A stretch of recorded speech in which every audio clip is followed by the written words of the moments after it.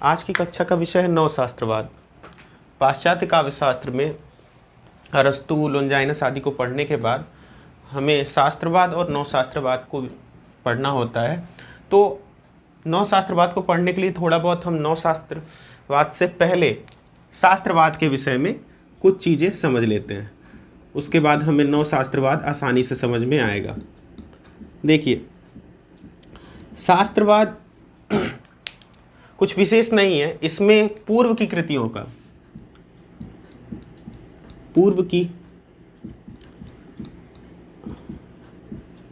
का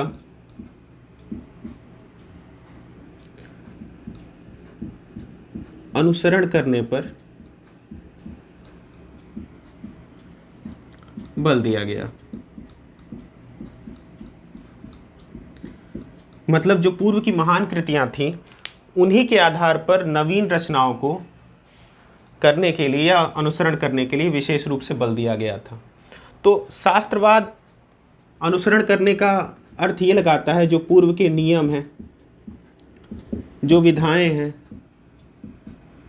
और जो कवि कर्म हैं, इनका अनुसरण करके आज के तत्कालीन युग के उस समय के कवि या साहित्यकार अपनी रचनाओं को महान या अच्छी रचना बना सकते थे। ये शास्त्रवाद के अनुसार कहा गया। शास्त्रवाद को व्याख्यायित करने वाले प्रमुख आलोचकों में गेटे, शीलर, मैथ्यू आर्नोल्ड, ग्रियर्सन, एम्बरक्रॉमी,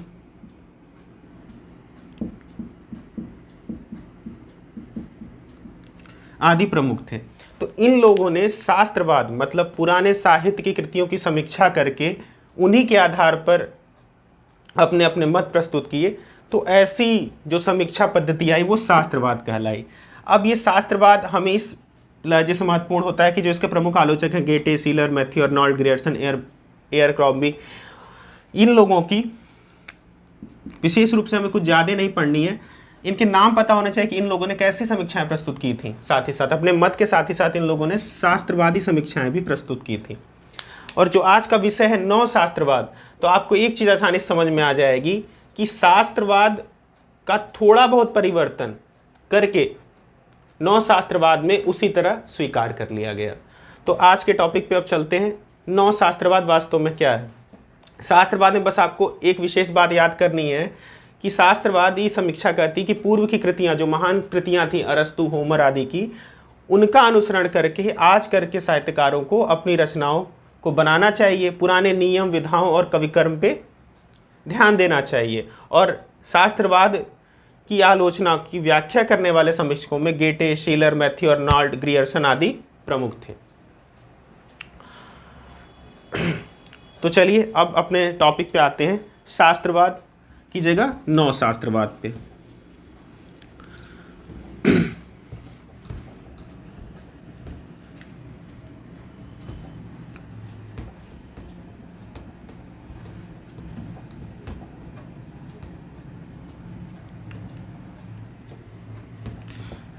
पहले तो ऊपर जो आपके नाम लिखे हैं, छद्म शास्त्रवाद, नवशास्त्रवाद, नव अभिजात्यवाद या नियोक्लासिज्म, इसको समझ लेते हैं कि कब किस तरह से ये नाम सार्थक हो सकते हैं। देखिए, शास्त्रवाद की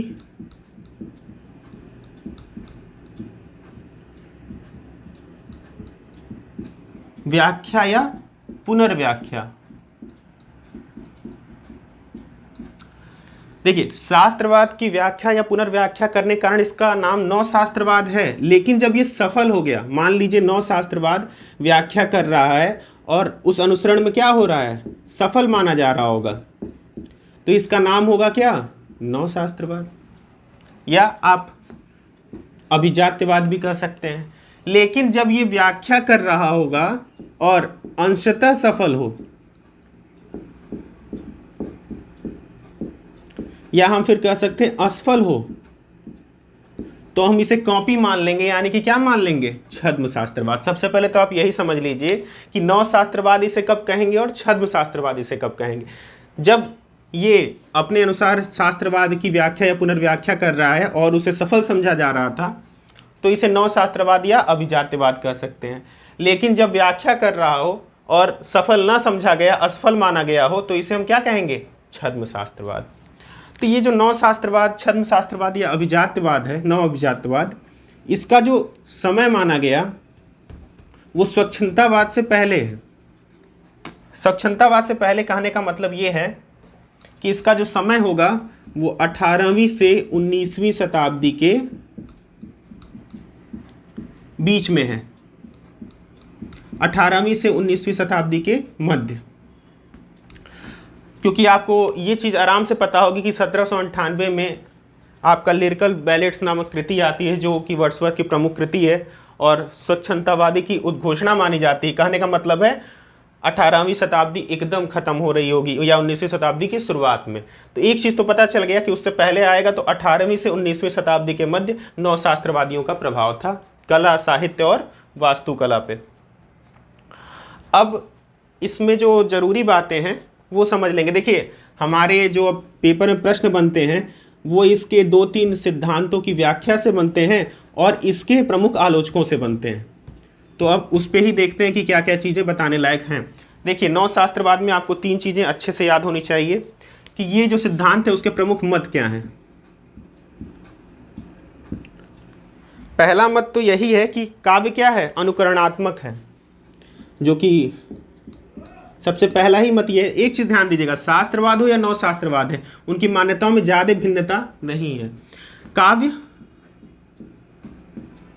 अनुकरणात्मक है,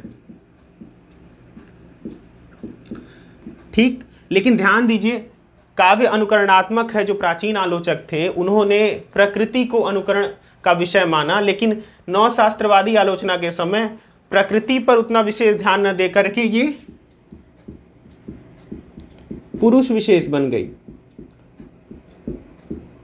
पहली जरूरी बात, काव्य अनुकरणात्मक है, अनुकरण करना है, लेकिन यहां पे वे प्रकृति का उतना अनुकरण नहीं कर रहे थे, बल्कि क्या, पुरुष विशेष का अनुकरण करते जा रहे थे। दूसरी बात, नवशास्त्रवादी भी मानते हैं कि काव्य के निश्चित प्रकार हैं।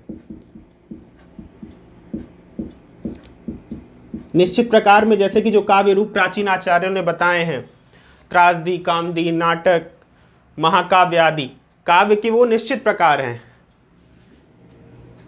नौ युग के लेखन में, मतलब जो लेखन हो रहा है,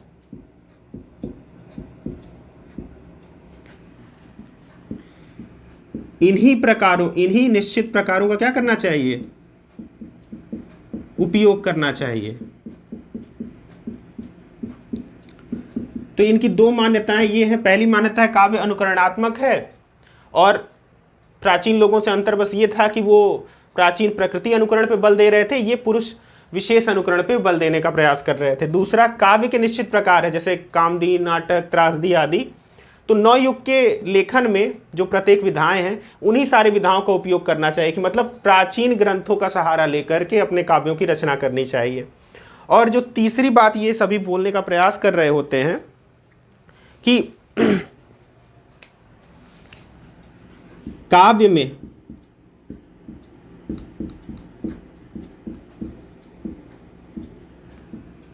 नैतिकता का पालन करना चाहिए। ये 3 मत नवशास्त्रवाद को डिफाइन करते हैं। पहला कि काव्य अनुकरणात्मक है, जैसे कि प्राचीन आचार्य मानते थे। दूसरा, काव्य में जो निश्चित प्रकार हैं, तो उसका नवयुग के लेखन में इन्हीं प्रकारों का उपयोग अनिवार्यतः करना चाहिए, इन्होंने माना था। और तीसरा, काव्य में नैतिकता का पालन करना चाहिए। तो ये 3 चीजें नवशास्त्रवाद में प्रमुख मानी जाती हैं।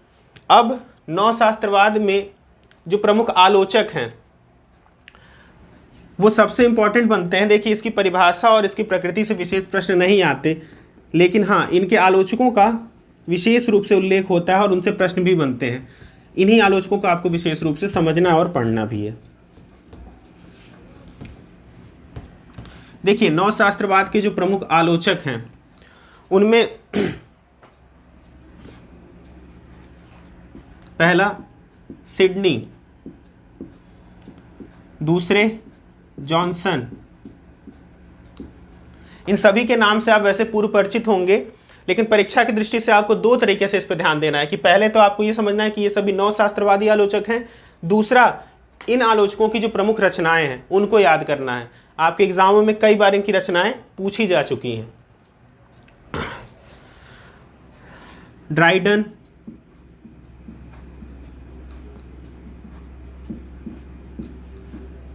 जोसेफ एडिसन,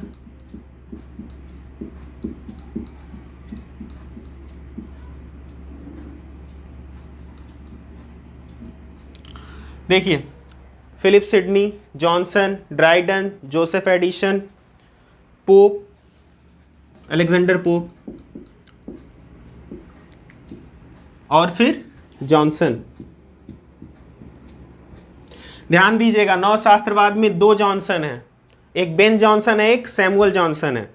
तो इन दोनों के नाम आपको पता होने चाहिए। ये जो पहले लिख रहा हूं इनका नाम है बेन जॉनसन और जो अंतिम में है वो है सैमुअल जॉनसन, और दोनों की रचनाएं आपके परीक्षा में पूछी जाती हैं।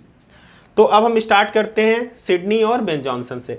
ध्यान दीजिएगा, नवशास्त्रवाद में सिडनी और बेन जॉनसन प्रमुख रूप से शुरुआत में आते हैं। सिडनी पहले आलोचक माने जाते हैं लगभग नवशास्त्रवाद के, जो शास्त्रवाद से सीधे नवशास्त्रवाद की ओर आकर्षित हो रहे होते हैं। तो सिडनी की विशेषता क्या है?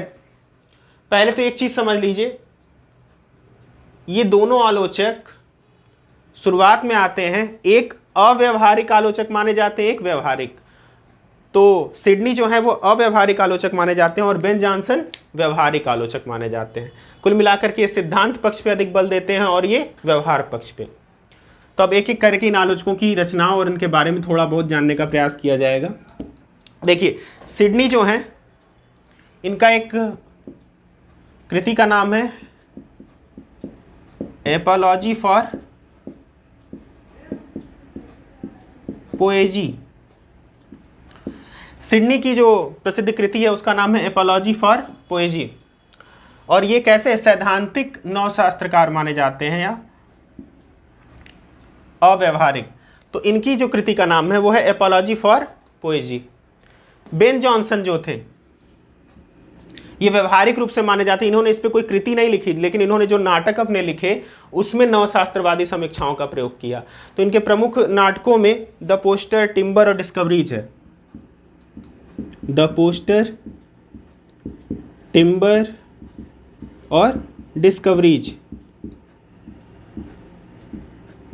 इन्होंने अपनी कोई शास्त्र संबंधी ग्रंथ नहीं लिखे, लेकिन अपने नाटकों की भूमिकाओं और कृतियों की भूमिकाओं में नवशास्त्रवादी संबंधी मतों का उल्लेख किया है। तो द पोस्टर, टिम्बर और डिस्कवरीज इनकी प्रमुख कृतियां हैं। इसके बाद ड्राइडन। ड्राइडन बहुत ही सशक्त आलोचक माने जाते हैं और इनके विषय में पढ़ने के लिए ये आधुनिक अंग्रेजी आलोचना के जनक भी माने जाते हैं।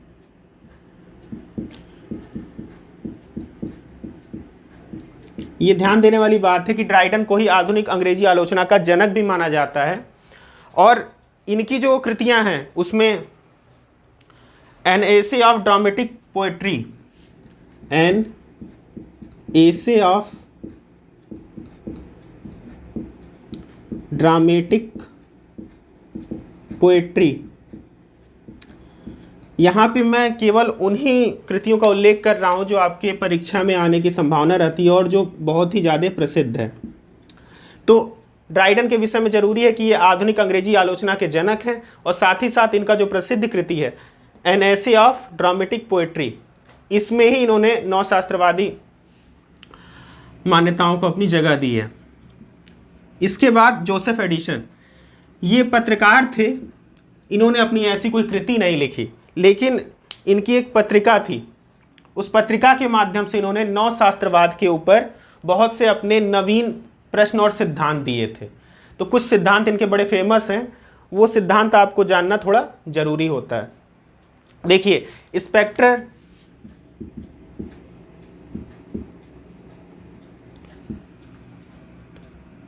स्पेक्ट्रर पत्रिका थी, इसी में ये अपना नवशास्त्रवादी संबंधी कुछ सिद्धांत और प्रश्न लाते थे। तो इनका एक प्रसिद्ध सिद्धांत है साहित्यिक अभिरुचि का सिद्धांत। तो अगर आपसे कोई पूछेगा साहित्यिक अभिरुचि का सिद्धांत किसका है, तो वह है जोसेफ एडिसन का। साथ ही साथ सत्य और भ्रामक वाद वैधता का सिद्धांत, ये दो प्रश्न या सिद्धांत जोसेफ एडिसन ने प्रमुख रूप से दिए थे। देखिए इनकी जो आलोचना संबंधी मान्यताएं हैं वो स्पेक्ट्रल पत्रिका में हैं, और इनकी दो प्रमुख प्रश्न या आप सिद्धांत कर सकते हैं, साहित्यिक अभिरुचि का सिद्धांत और सत्य और भ्रामक वादैकता का सिद्धांत। तो इसके बाद आते हैं अलेक्जेंडर पोप। पोप यूजीसी में कई बार आ चुके हैं और अन्य परीक्षाओं में भी कई बार आ चुके हैं। अगर आपसे नवशास्त्रवाद का सबसे सशक्त आलोचक पूछा जाए तो अलेक्जेंडर पोप हैं, और ये अपनी एक रचना के कारण फेमस हैं, जो रचना आप सभी को उम्मीद करते हैं याद होगी। कौन सी है? Essay on criticism.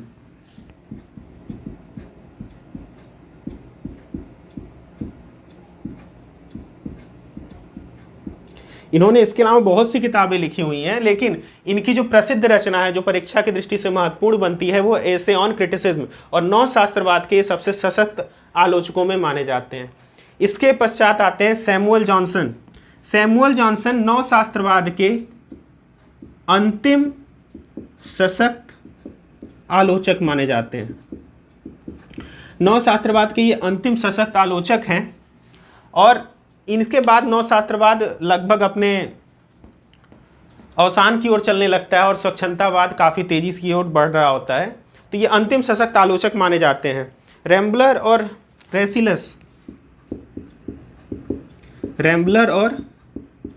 रेसिलस इनकी प्रमुख रचनाएं हैं आप मान सकते हैं, और ये अंतिम आलोचक के रूप में नवशास्त्रवाद में प्रसिद्ध हैं। तो चलिए देखिए, अगर आपसे कभी कोई पूछेगा नवशास्त्रवादी, अब जो प्रश्न बन सकते हैं आपके एग्जाम में वो किस प्रकार से हो सकते हैं। पहला तो ये देखिए कि ये प्रमुख आलोचक है Sydney, Ben Jonson, Dryden, Joseph Addison, pope और सैमुअल जॉनसन। अब वो क्या कर सकता है, परीक्षा में पूछ सकता है कौन सा नवशास्त्रवादी आलोचक नहीं है अथवा है। तो ये 5-6 नाम अगर आपको याद होंगे तो आप आसानी से बता सकते हैं कौन है अथवा नहीं है। और इनकी जो प्रमुख रचनाएं हैं उनको याद करने पे आपका एक क्वेश्चन पाश्चात्य शास्त्र से हो भी सकता है, क्योंकि देखिए एसे ऑन क्रिटिसिज्म हो गया, एपोलॉजी फॉर पोएजी हो गया, और द पोस्टर, ये 3 प्रमुख रचनाएं हैं, और ड्राइडन की an essay of dramatic poetry, ये एग्जाम में पूछे जाने वाली रचनाएं हैं। और नवशास्त्रवाद के विषय में कुछ विशेष नहीं है। देखिए इसका समय आपको याद रखना है कि 18वीं से 19वीं शताब्दी के मध्य था। नवशास्त्रवाद शास्त्रवाद की ही सारी मान्यताओं को स्वीकार करने का प्रयास करता है, और इसके प्रमुख आलोचक Sydney, Ben Jonson, Dryden, Joseph Addison, pope और सैमुअल जॉनसन है। अब कुछ चीज़ें इसमें और हैं वो बता देते हैं। नवशास्त्रवादी आलोचना विषयनिष्ठ न होकर के, विषयनिष्ठ व्यक्तिनिष्ठ न होकर करके आप कह सकते हैं कैसी थी, वस्तुनिष्ठ आलोचना थी। ध्यान देंगे तो आपको पता चलेगा इसमें भी कवि पर उतना ज्यादा फोकस नहीं किया गया था। दूसरा, वस्तुनिष्ठ आलोचना के साथ साथ ही ये कारण और तर्क पे आधारित आलोचना थी, और इसी कारण और तर्क पे आधारित होने के कारण धीरे धीरे इसने पुराने नियमों को स्वयं भी तोड़ा, और सक्षमतावाद के विकास में इसका बहुत बड़ा योगदान भी हुआ। तो नवशास्त्रवाद के विषय में बस इतना ही। आपके लिए जो सबसे अधिक इंपॉर्टेंट है इसके आलोचक और उनकी रचनाएं हैं, आप इसको अच्छे से पढ़ लीजिएगा। नवशास्त्रवाद में बस इतना ही रहेगा। इसके बाद आपका अगला विषय या टॉपिक रहेगा स्वच्छंदतावाद।